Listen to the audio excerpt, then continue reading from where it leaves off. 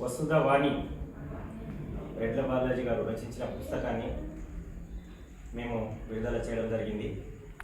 ఇది రెడ్ల బాలాజీ గారి యొక్క రెండవ పుస్తకం.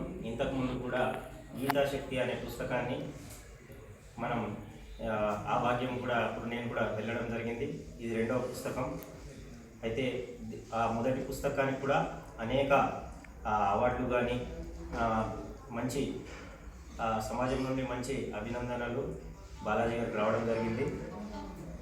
అయితే మంచి ఆ గీతాశక్తిలో కూడా ఏదైతే పిల్లలకు మరియు పెద్దలకు గీత మొత్తం చదవడం సాధ్యం కాకుండా ఎవరికైతే టైం ఉండదో అట్లాంటి వారికి దాంట్లో మంచి దీన్ని సారాన్ని తీసి మంచి ఒక పుస్తకం రూపంలో బాలాజీ గారు రాయడం జరిగింది. ఈ రెండవ పుస్తకంలో కూడా మన సమాజం గురించి మరియు ఆధ్యాత్మికత గురించి మళ్ళీ సంస్కారాల గురించి మన హిందూ సంస్కృతి గురించి అన్నీ కలిపి ఈ పుస్తకంలో రాయడం జరిగింది.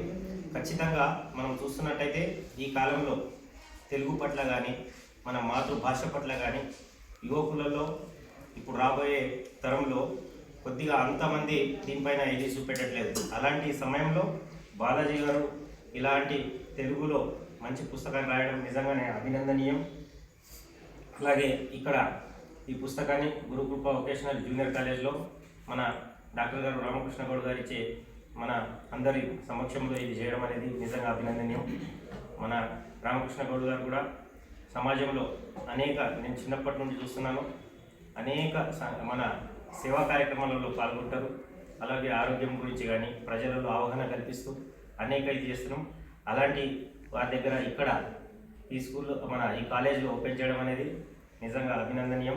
అలాగే బాలాజీ గారు కూడా ఇక ముందు కూడా ఇలాగే అనేక పుస్తకాలు రాసి రాబోయే రోజులలో నేను ఒకటి చెప్తున్నాను, సమాజంలో మన ఏదైతే నిజంగా చెప్పాలంటే కవులే సమాజంలో ఉన్న వాస్తవాన్ని గట్టిగా చెప్పగలుగుతారని నేను నమ్ముతా.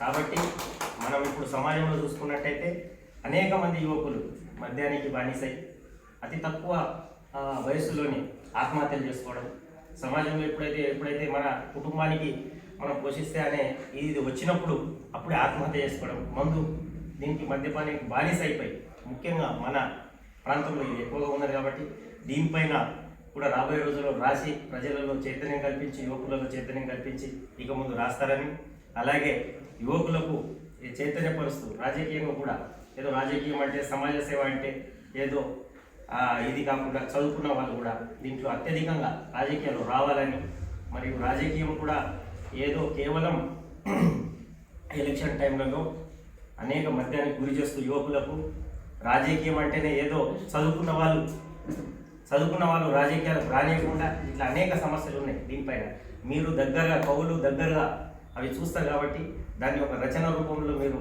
రాబోయే రోజులలో తెస్తారని, అలాగే ఈ అవకాశం ఇచ్చిన అందరికీ పెద్దలందరికీ మరియు ఇక్కడ ఉన్న వాళ్ళు అందరూ నిజంగా నా మిత్రులు, బాలాజీ గారు కూడా నాకు దగ్గర మిత్రుడు.